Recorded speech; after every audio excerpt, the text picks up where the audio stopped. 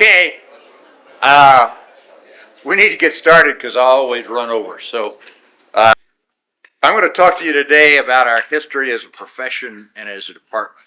This is the first time I've given this talk. After I got it all together, I thought, this maybe I should have split this out into two. But anyhow, this is where we're going to go. And I can tell you why we're going this way because these are my disclosures. During my career, I've been active in all of these organizations. And guess what? When you end your career, you're going to have a list that's that long. You're probably going to be smart enough not to be in two subspecialties, and you're probably going to have a lot more subspecialty organizations and sub-subspecialty organizations. But you're going to be active in a lot of organizations, and you need to know where they came from. And in essence, they all came from two sources. The AMA in 1847 was formed by a group of New York physicians that wanted to distinguish themselves from the quacks and the promoters. They're out there saying they were doctors too. And so they started off the side that defined our profession and started setting its goals. In 1887, the American Orthopaedic Association was formed by a group of members of the AMA that were interested in orthopedics. Both of these two organizations did something right from the start that was very important. They both established journals. Journal of the American Medical Association, the Journal of Bone and Joint Surgery. Believe it or not, in the early years of both organizations, those were principal sources of income that supported the organization.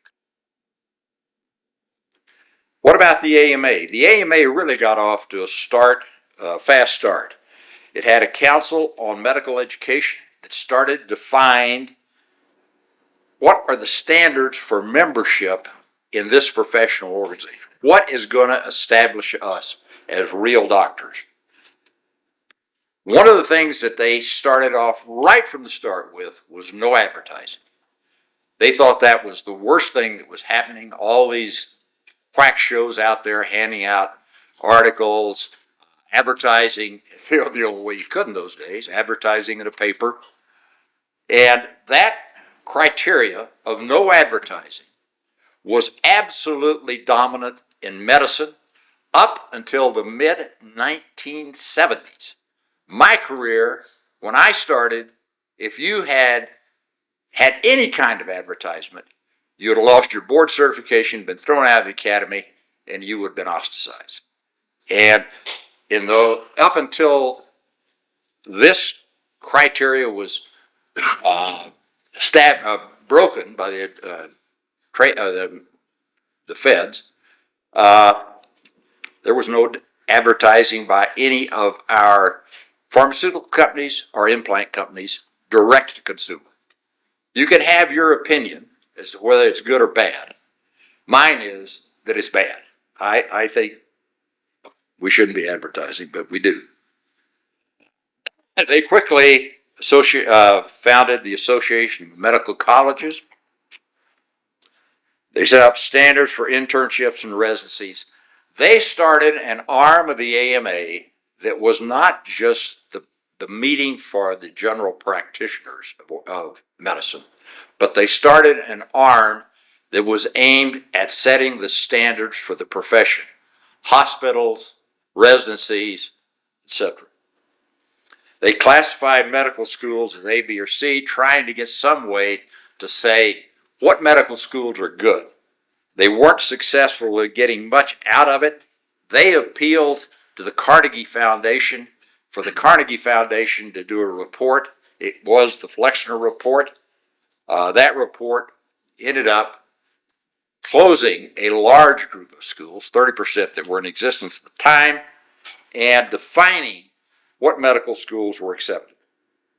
They set the standards for both schools and internships. 1910 was when the University of Utah got into the picture in medicine. It was a 2-year medical school on lower campus. That's the president's circle. It was in the biology department, very typical for those days. It included all of the basic sciences that you did in your first 2 years. And then the students went to a school that had a 4-year program and finished out. And in those days, because it was very traditional for good medical schools to flunk out at least 30 to 50% of their first and second year students, the students coming out of programs like this had a place to go. What was the AOA doing? Well, the AOA was really active with the AMA. All members of the AOA were members of the AMA, and they were active in starting to establish these things that we previously discussed. But they mainly were interested in orthopedics and knowledge amongst themselves. About the 1913, things were really starting to happen. The American College of Surgeons was formed.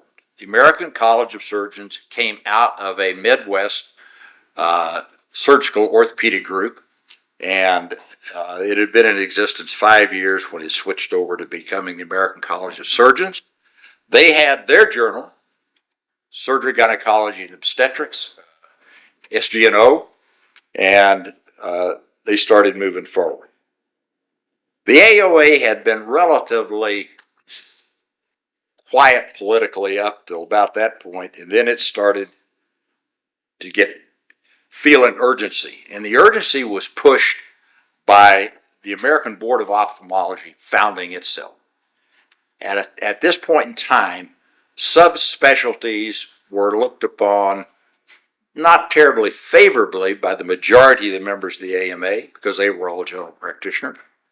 But everybody realized subspecialty was happening, and this stimulated a lot of activity.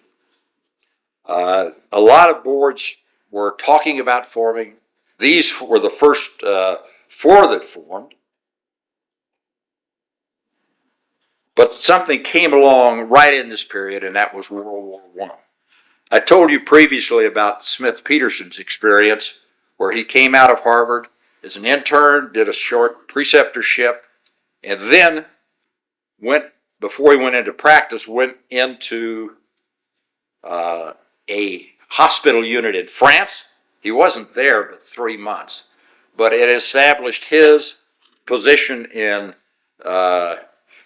orthopedics. This happened to be a very distinguished group. That's Smith-Peterson with the circle around him.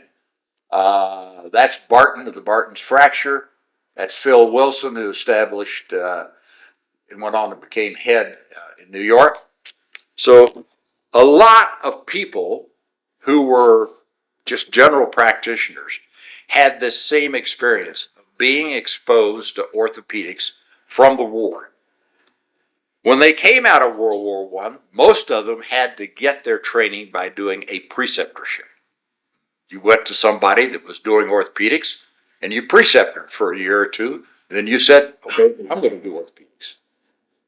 But the problem was, where did people have to go to relate to each other? We are individuals who like to be around.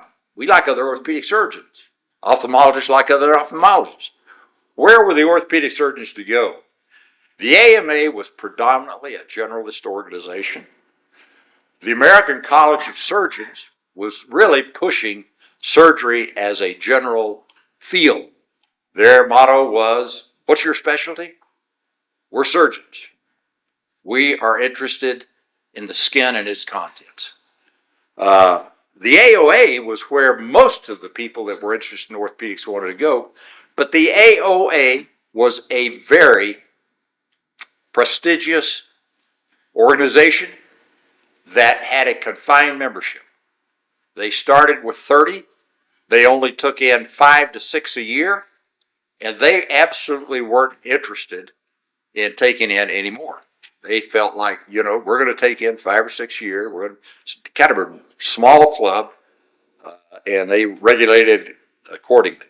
Their minutes, if you look through the minutes of those years, they really debated expanding because the College of Surgeons was expanding, ophthalmology was expanding, but the AOA held their ground. What happened when World War II was over and these guys were looking for somewhere to go? They couldn't go to the AOA because it was closed. And so this tremendous number of individuals interested in orthopedics went to regional clubs. And it was really logical, like the Western Orthopedic Association, formed by the Los Angeles Orthopedic Club and the San Francisco Orthopedic Club. They formed they incorporated in 1920 and really got started active right after the World War I. And it was logical because if you stop and think about it, the only way to travel was by train. And if you were in the West Coast, you couldn't afford the 3 or 4 days to Chicago to go to a meeting of the AMA. So regional orthopedic associations formed. Clinical orthopedics was one.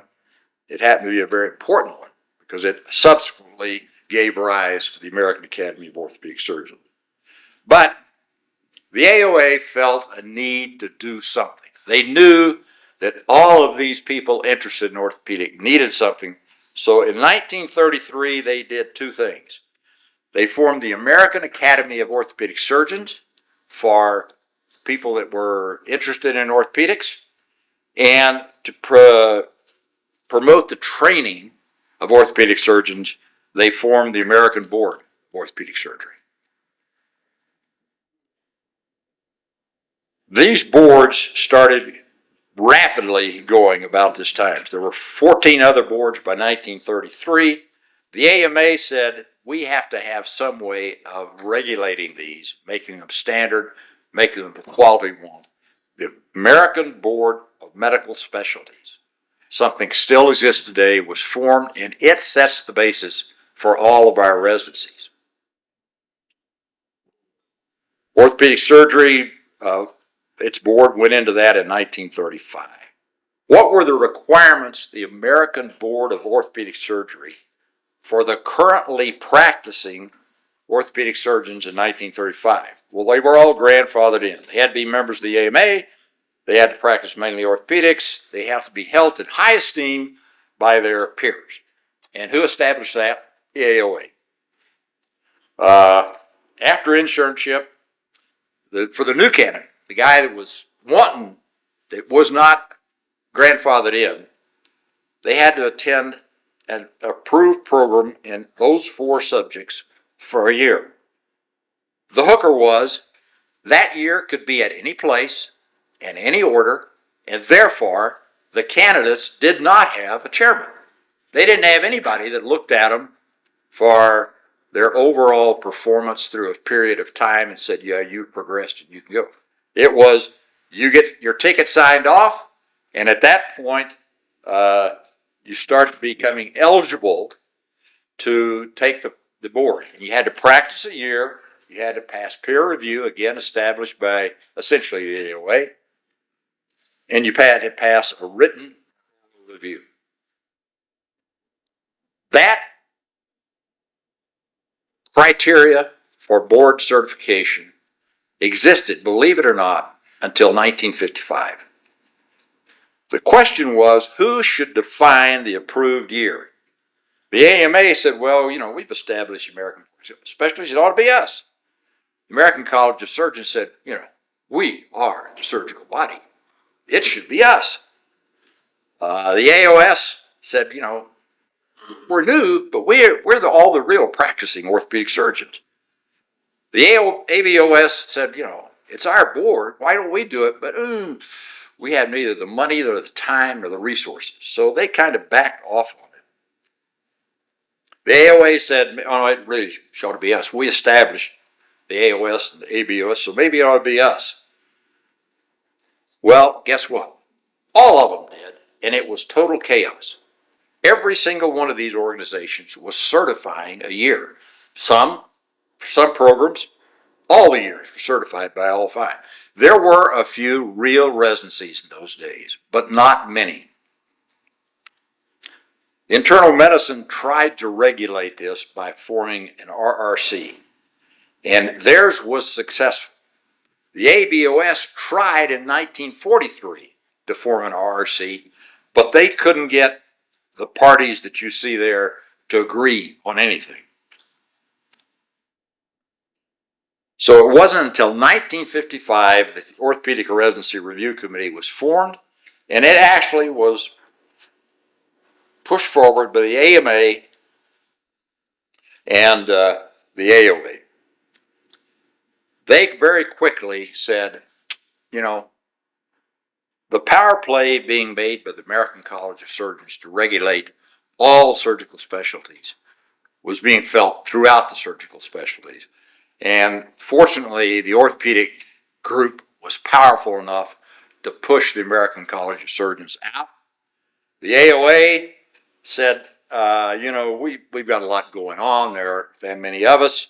And besides, we're well represented. I mean, their members were presidents of all of these other organizations or senior members in them. And so they just backed off and said the Residency Review Committee will be represented by 3 representatives from the AMA, 3 from the American Board, 3 from the AOS. They'll have staggering terms. They'll be in place for 9 years, and it will give continuity. So the RRC came into being. The question for the RRC was, how could you be effective? In 1955, they did not have a way of putting a program that was weak. They could put them on probation, but nobody could enforce that. So by forming the American Council, they went through several iterations trying to get to the point for that they could regulate it. And the AMA, principally, and its organization, formed the Association for Graduate Medical Education that included representatives from the hospital side of things. It included representatives from the medical school side of things and the graduate medical education. This actually, from 1955 to 1980, went through several steps. But in 1980, the ACGME was formed. It became an independent, incorporated organization, independent of the AMA, about 5 years later. And it is where all of the regulations that govern all residencies come from. This is where your work hours came from. This will be establishing if you start to be promoted on competency. That's where that'll come from. The orthopedic RRC guidelines, you had to be affiliated with one. The residency had to be affiliated with one institution, identified as with a single continuous chairperson. In other words, it couldn't be president of the staff, selected every year. That you had to have a complete education within the program for basic and clinical sciences, and you had to give supervised progressive education. And you had to spend a year, what you see there. World War II put the pressure on for more orthopedic surgeons in a big way, and more doctors. In 1941, the University of Utah became a 4-year medical school. It had full-time medicine, surgery, OB-GYN, peds, and PATH. Very fortunate for the medical school that they were able to recruit Max Wintrobe as chairman of medicine. Max Wintrobe was a very bright and up-and-coming internist. He had the major textbook in internal medicine, et cetera, et cetera. And in his biography, he said, he was very active at Johns Hopkins, but he realized that because he was Jewish, he would never come to the top in that hospital setting, nor in New York, nor in Boston. So he came to Utah and established an extremely strong department of medicine. We had a good department of surgery. It was all based in the Salt Lake County Hospital. The premise was that the faculty would be full-time. Practitioners in town got into the charter. that no one in the medical school could really compete with them because they could not see patients unless they were personally referred by a private practitioner in town. And the focus of everything was to be in Salt Lake County Hospital. That site was on State Street and just below 21st. The University of Utah residency began at this point. Paul Pemberton was appointed head of the program. He was recruited by Phil Price, chairman of surgery. It wasn't quite a national search. He was one of 3 orthopedists in the state. He was the only one that was ABOS certified. The program, though, obviously was the right choice because it was immediately approved by the ABOS as a certified program. Pemberton reported that he received $2 a year from the medical school and $20 a year from Shriners. At that point, Shriners had been established in 1925 here. He started the program, 1 resident a year, started with them primarily in Salt Lake County Hospital where they had their trauma. They also went to the VA hospital. VA hospital had been formed in 1932. You know it now as a very shishi condo called the Meridian. But in 1932, it was the VA, and it existed there until 1952 when it moved to the site that you see now. The residency was also primarily where Paul Pemberton practiced, and that was in St. Mark's Hospital. This is the old St. Mark's Hospital. This is the real old one. The top floor of that hospital in 1925 was the Shriners unit. And that unit had its own nursing staff, etc., but they would take them down the floor and do their surgery and then bring them back up to recover above. The Shriners Hospital opened in 1951 was a very, very nice unit. This was the unit that was there. Paul Pemberton was the first chief surgeon of it. It was there when I came. It was a nice unit. The unit opened in 1995. In the town of Salt Lake, there were 3 primary hospitals. St. Mark's, an Episcopal hospital, based hospital, the Sisters of the Holy Cross, and the LDS hospital. And you might think that, well, in a state that was out in the countryside was 100% LDS, that the LDS would have an easy way up on the other 2. The other 2, though, had very good funding. The city of Salt Lake was highly diverse. Most of the industry that was in the city, mining, oil, the railroads, were not LDS affiliated. And these businessmen were very interested in supporting the hospitals of their interest. And so it was a pretty competitive environment, and nobody was about to step out of their place in the food chain. So LDS, after Pemberton's kind of amalgamated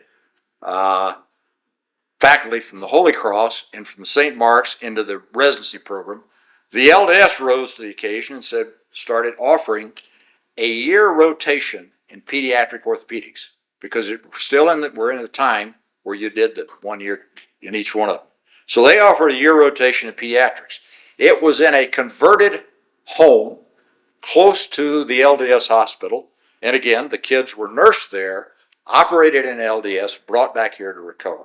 But that was the children's program. They definitely were not about to get outdone by the Shrine Hospital that was about to open. So in 1952, they opened the primary children's hospital.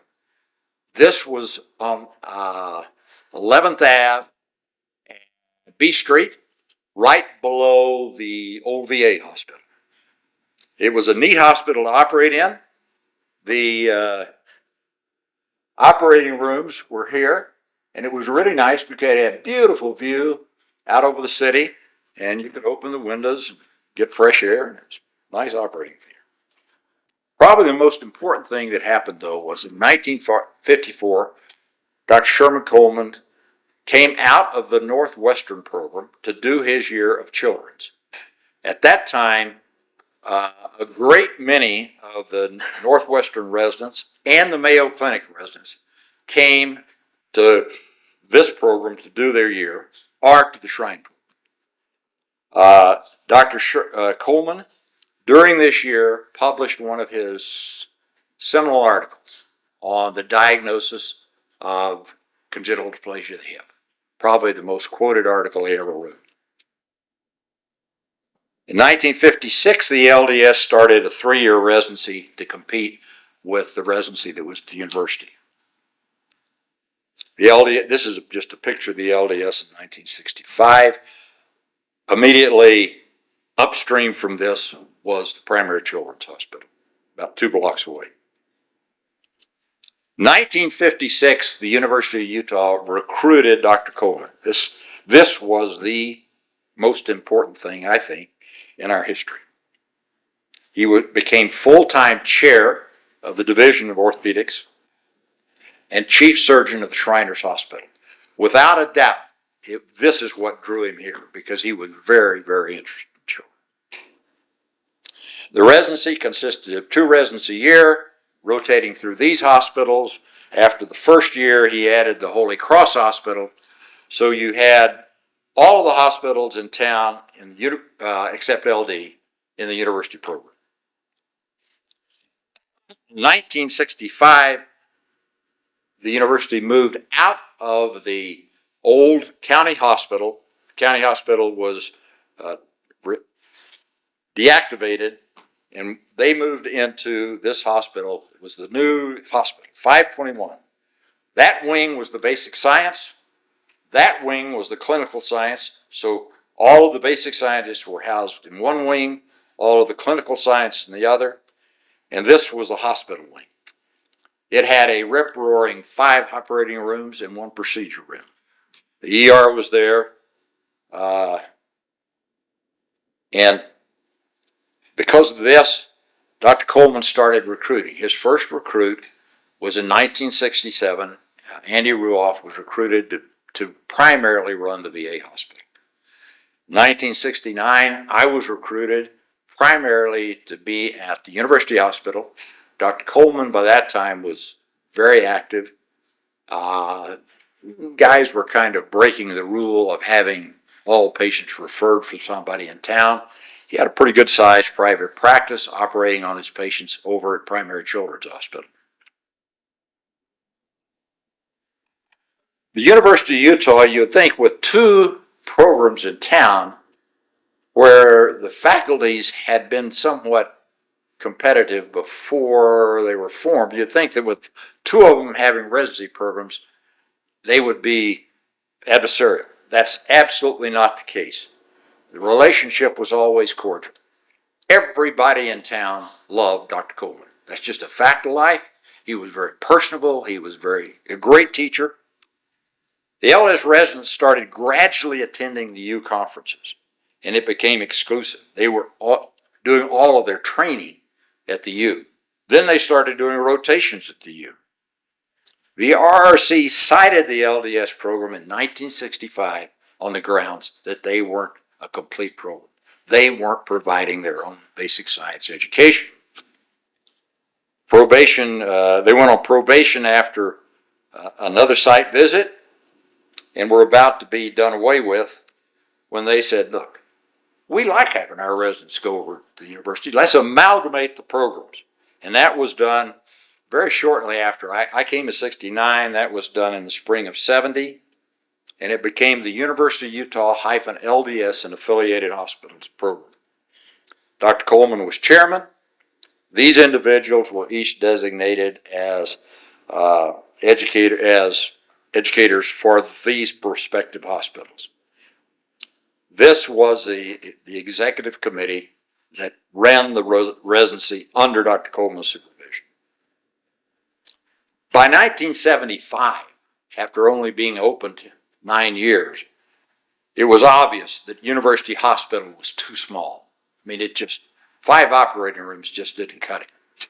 We were operating way into the night, most nights of the week. The problem was that we couldn't build. At that time, any hospital that took Medicare funds had to get a certificate of need based on the fact that that there was a need statewide for hospitals. Well, guess what?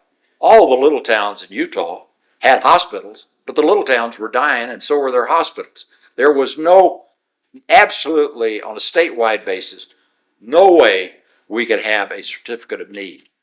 But we had a dean who was actually a general surgeon that came out of private practice in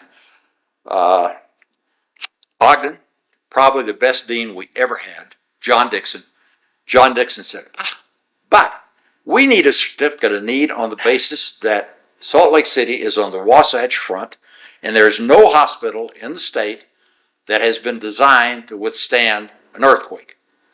And so he got a certificate of need, and it became obvious that we were going to be opening a new hospital, bigger hospital, in sometime in the early 80s. We realized that we were going to be able now to expand our staff. And we hired our first resident. He actually wasn't a resident. He had been a resident of ours, Kent Samuelson. Kent did a fellowship in joint surgery with Mike Freeman, an individual I knew very well and who I at that time thought was probably the foremost joint surgeon in the country, in the world. Not only were we anticipating the ability to change our organization, but we were also realizing that we really needed to apply for department status because we were a small group, very, very small group. In town, our residents were being educated by good general orthopedists, but they were that. And by 1980, we really, really realized that subspecialization was coming.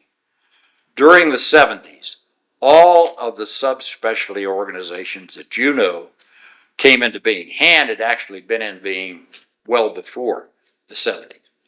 But Foot Society, Scoliosis Research Society, the sports medicine, all of those came about, and our residents were clamoring for a subspecialty training. They had been making this plain in the residence letter starting in 1977.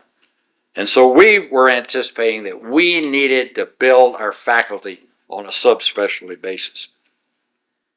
We were financially able to do it because we had been told that if you break off into a department, you can't have any state funds because those original 5 departments aren't going to let you have it. But we had the money. Academically, there were only 3 of us, but we were academically quite active. And we were saying, the next people we hire will be active. We can do it. We were turned down, flat. Samuelson immediately left. This is where the new building went, the end of the red era. This is where the clinics remained. The only thing over the new hospital were beds, radiology, and administration. This was not a bad deal for all the other surgical specialties. They could see patients in that old hospital. For us, it was a disaster. X-rays were filmed. Patients came to the clinic in the blue area, were seen, given an X-ray request slip, walked over to the building in red, got their X-ray, took their films, came back. So they had, if you examined them the first time you saw them, they had to disrobe for that, go over there, get disrobed, come back. It was a logistical nightmare. The building, though, was great. It was a new hospital, lots of operating rooms. I think we opened with 10 operating rooms. 1 designated fully to orthopedics, laminar flow clean air room for joints. And that that aspect of it was very nice. It opened in 1981. At that time, there was a lot of turmoil. I was looking all around. Dr. Coleman decided he would step down and offered, well, this was a joint discussion. Dr. Coleman stepped down and I became chairman. I became chairman, though, with a contingency approved by the dean that all orthopedic finances and administrative service would be directly responsible to the dean and nothing would go through general surgery. We were academically a part of general surgery and our academic promotions went through general surgery, but none of our finances. And I also was granted that I could establish a bioengineering lab and use funds from taxing the orthopedic faculty to fund it. We expanded very, very rapidly. 1981, Dr. Hoffman came. He was interested in joints, but he was interested in everything. He had done a 3-month fellowship with Joe Miller, a friend of mine in Canada. Ron Mann, we recruited. He was an established hand surgeon. Al Newman, an up-and-coming fellowship-trained sports doc. Bob Metcalf, who was established sports medicine. Dan Daniels, was with us, but we made him a full-time member of the faculty and co-head of the lab. He was our first PhD hire. Skip Coleman was Sherm's son in hand. Then you see the rest of them that you know. And things moved very smoothly in those early years. But by 1990, things were not moving smooth. Our clinic was a disaster. We were running clinics till 8, 9 at night. Patients were unhappy. We were unhappy. Something had to change. So we made our first proposal to kind of break off from the main hospital in 1991. It would be a clinic only, be in Research Park. Research Park was more than willing to help us arrange the funding. It would be builder-owned, us, and we'd lease, or builder-owned, the builder would own it, but we would lease it back from him on a year basis.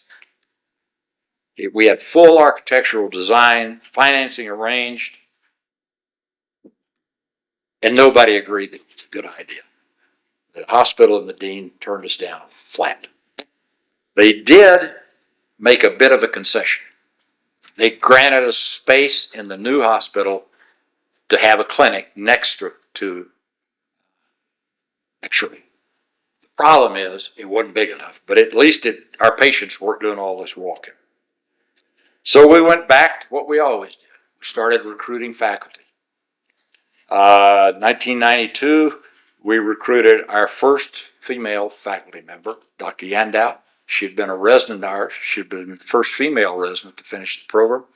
She had done 2 years of fellowship, one in pediatrics and one in oncology. So she was kind of looking at supporting Dr. Coleman. But we said, we're still expanding. We're still crowded. We still need to change our mode of operandus. So we presented a lot of data. In 1991, we had 8,000 clinic visits. In 92, 93, we had 13,000 clinic visits. We were expanding. We thought, it's time to apply again. This time, our second try was in 1992, we were going to have clinic and an outpatient surgery. We were going to be in Research Park. We had very high surgical numbers. We presented to the executive committee. There were a couple of flaws here. One, our surgery numbers, as we saw them, were numbers. The hospital looked at them as cost. And believe it or not, the cost of doing a scoliosis operation that ran 3-4 hours and had a 1-hour turnover, that cost was pretty reasonable. I mean, you got back well what you spent. But that same 1-hour turnover on a hand case that was a 20-minute case with an hour before and an hour after was a money loser. We hadn't realized that and really didn't have the data to present it. In any event, we were turned down, but we were given a greatly expanding orthopedic clinic.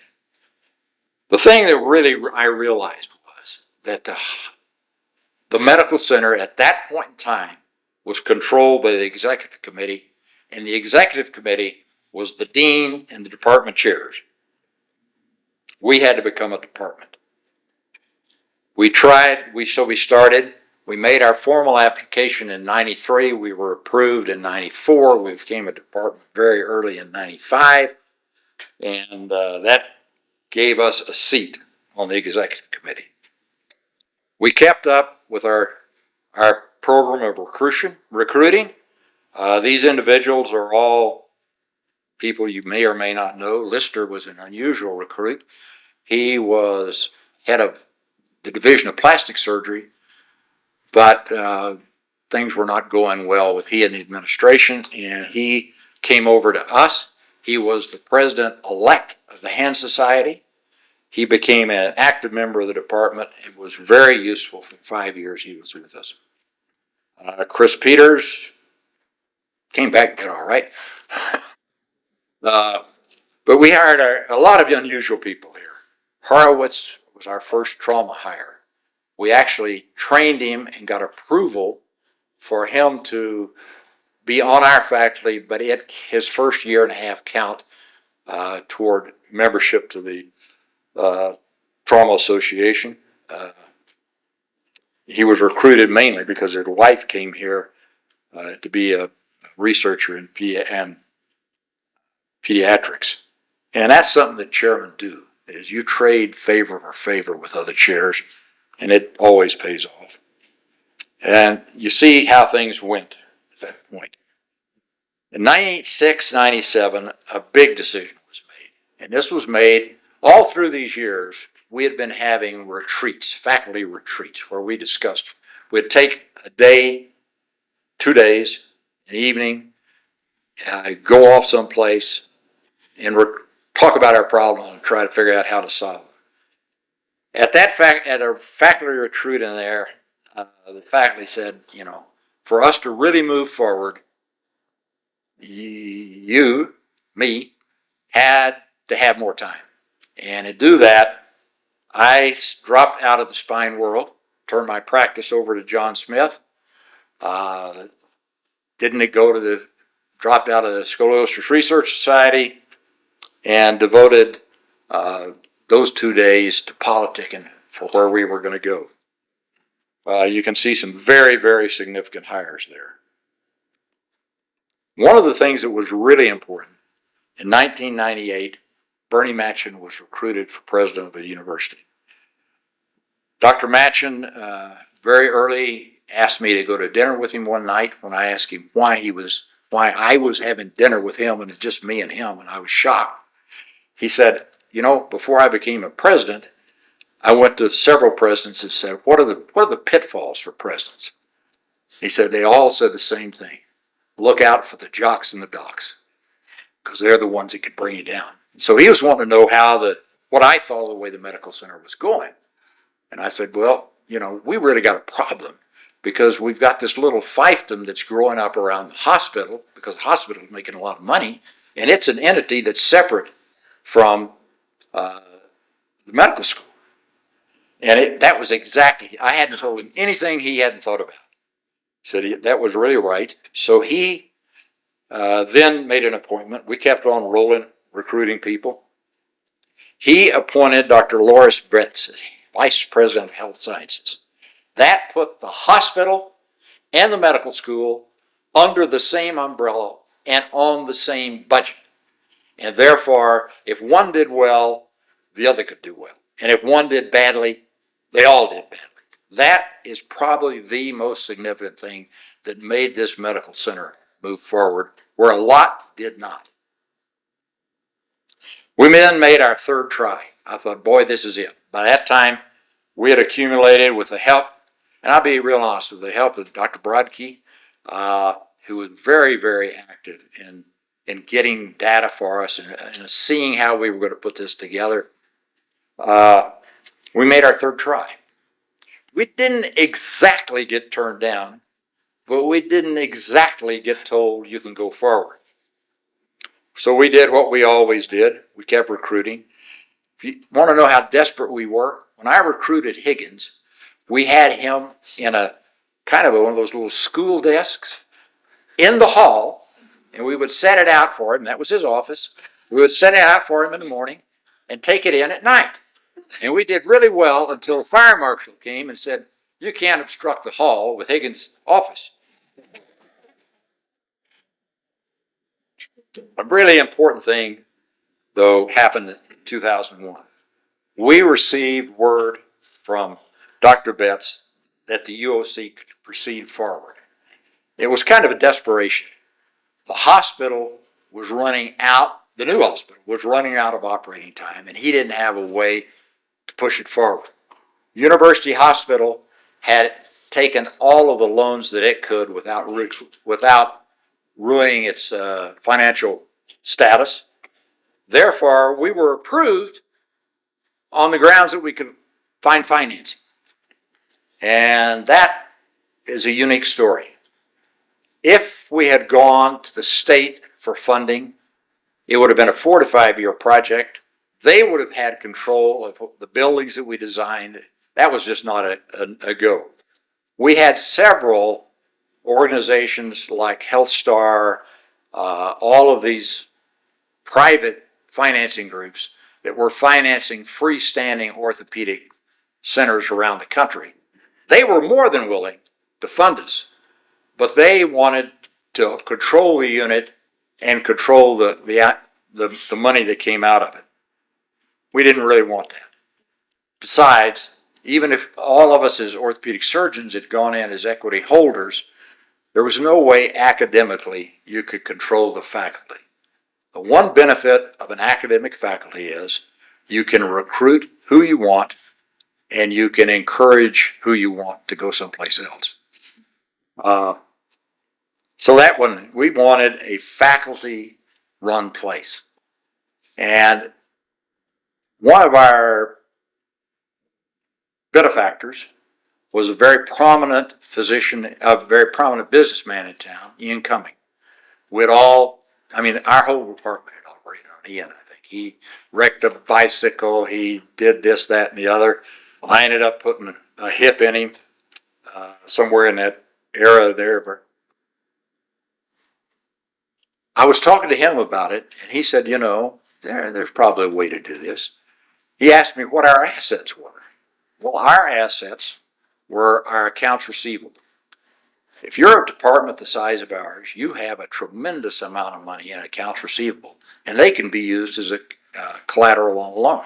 At that time, we had our own billing, and all of our money came into First Security Bank, and then went to the university. So that was one source. The other source, and probably not the best source, but we had a requirement that every faculty member, after they went on to the incentive program for our financial program, which was usually about their first or second year, had to accumulate at least 2 years of operating capital in their PPI fund. In other words, kind of their little retirement program, financial security for, if they got injured or what have you, they had something that could kind of take care of them in there. So Ian Cumming loaned me his financial team. And believe me, these were high-powered lawyers. And they put together a plan for us where we would put our PPI accounts and our accounts receivable up as collateral to get a loan to start the building. That plan was formalized. We then formalized a plan using another old friend, Spence Eccles, who was head of First Security, which was the biggest bank in the West at that time. Subsequently, it was sold out. But anyhow, he was active then, and he agreed that we would use the building that we built for collateral for operations our first few years. And then we took all of that to the hospital board, the Board of Regents, and believe it or not, we got approval. 2002, our University Orthopedic Center was planned. And this was a really, I think, one of the best things that we did. The planning on this was principally led by, it was led by the whole department. Dr. Brodke and Dr. Beals were really, really instrumental in it. And we changed our whole structure around. We're grand rounds for a year. We had certain faculty members here, but we also had the rest of the faculty in planning meetings. We incorporated all the nurses we liked in the planning, all the PTs, all the anesthesiologists, everybody who really we thought could really contributed to the design of our unit. Our unit was designed to be patient-friendly and to be specialty-oriented, and where patients would be seen and cared for in specialty clinics. It was planned in 2002. Ground was broken in 2003. We continued adding faculty all the time. We opened in 2004.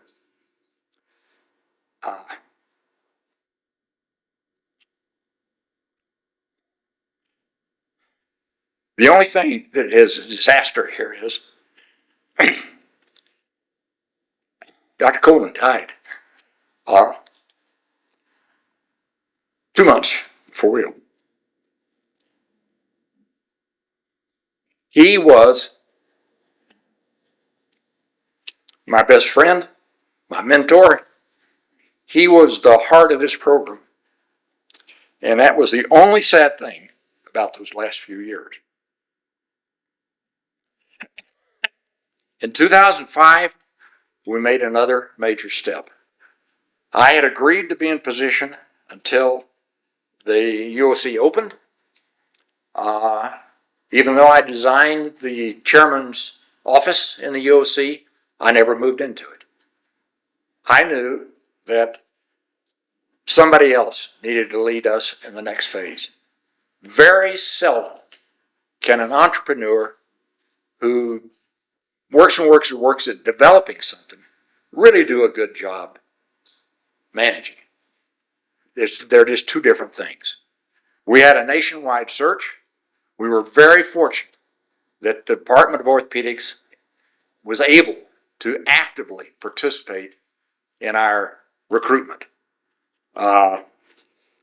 We had faculty members on the search committee, and I had direct contact with the chair, Randy Olson, and it was a true national search. We looked everywhere, and really there was no question from the faculty, from me, that our next appointment as chair should be Charlie Saltzman, and that happened in 2005.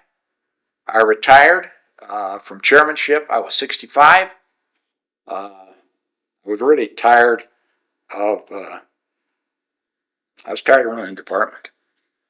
I practiced private practice for 5 more years till I was 70, and then I intermittently helped out at the VA until I was 75. And that's where my history of us and of how we got here occurred. I did a lot of things I haven't discussed.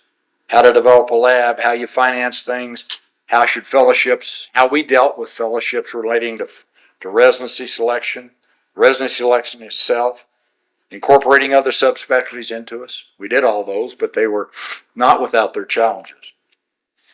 And I'm not going to cut anything about planning for the future. The only thing I will say is that one of the lessons that I learned very early in my career was one of my friends was made chairman of a program down in Texas that had a very major orthopedic surgeon as its chair. He stepped down. This guy stepped in. He was a terribly good man. He ended up proving himself in another place. But the guy that had been the chairman before him was constantly interfering in the program. Dr. Coleman told me, when you become chairman, I will never make a decision that you should be making, and I will never respond.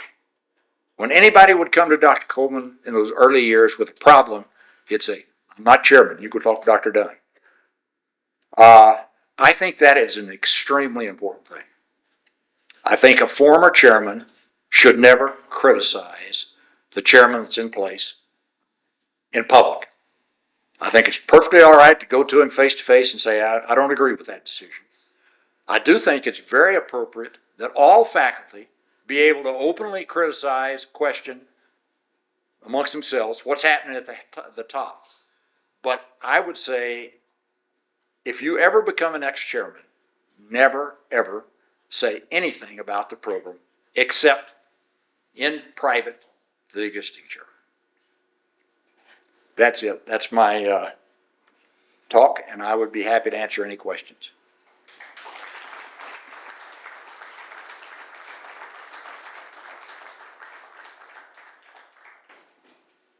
Yes?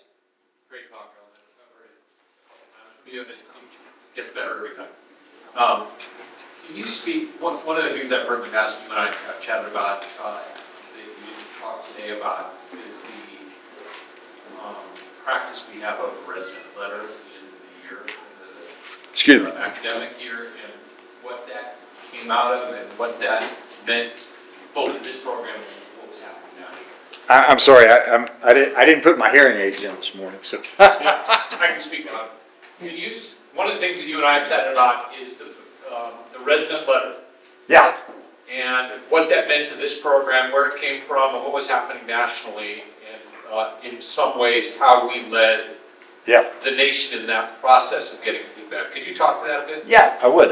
The residence letter came about in 1973 when we were 3 years past the amalgamation of the LDS program with us. And what you had was the faculty at the university who were full-time academicians, and you had good practicing orthopedic surgeons around town that the residents rotated with. And these guys were all independently financed. There was no easy way for Dr. Coleman and I to say anything about them. The residents, though, were really, really feeling the pressure. There were places they were going where they were being, they were just doing scut work, not getting any really training. And it might be one of the senior guys at one of the programs who had a lot of political pull in that hospital. But he wasn't devoting any time to teaching. He just wanted the residents there to do the work. And the residents didn't feel like some of the conferences in the outlying hospitals were what they should be. They, on their own, spontaneously got together and wrote a letter to the executive committee of the residency stating what they thought was going wrong and what needed to be improved.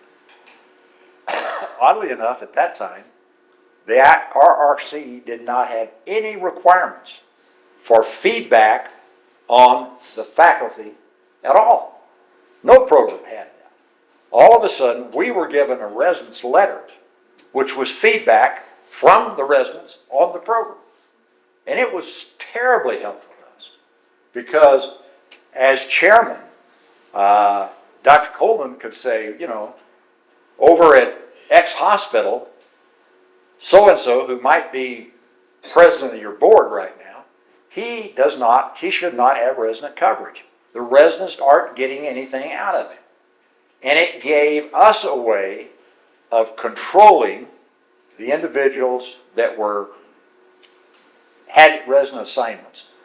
It took it away from the individuals in that hospital, the staff in the hospital. In most hospitals, the staffs are very friendly. Often they're in the same partnership. It's very hard for them to criticize each other. So here was a mechanism that allowed for improvement in our program, allowed us to do it without relative political bias. And that letter became an annual event for us, and it was probably one of the most influential things on the direction that our program took over the years. It was always well thought out. Not always. Hell, I got so tired of hearing that Shrine Hospital should have, the guys used to have to stay in the Shrine Hospital on call overnight. And every year I got this. The Shrine Hospital should have a color TV. But in general, the residence letter was quite good. Very, very beneficial. That's the, And it became, because of our contact through the Association of Orthopaedic Chairmen and what have you, it became a requirement of the RRC to have feedback from the residents. has the letter changed in the last 50 years? Like the tone or the... They got a TV. No, it has changed. It has changed, I think. But it's changed along the lines, and I read it every year. I think it's changed along lines of the way our faculty is going. Our faculty is growing, and it needs to. You can't have just one hand surgeon. You really need 3 or 4. Our faculty has outgrown the size of our residency to have direct one-on-one contact, residents to faculty. That brought in fellows. Fellows have the potential to be in direct conflict with the residency for the most precious asset you have, which is faculty time and teaching. And the residence letter has reflected the bumps in the road and given us a way to change things that are appropriate. And I think the residence letter is still a very important part of the program.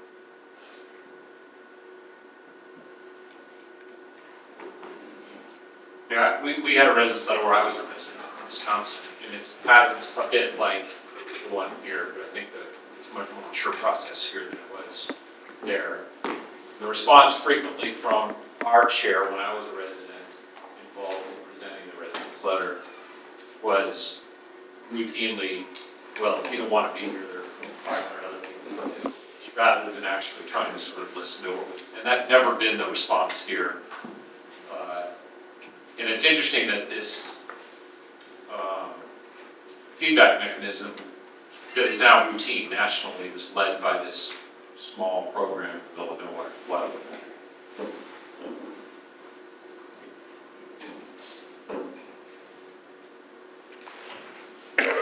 Well, thank you very much. Thank you.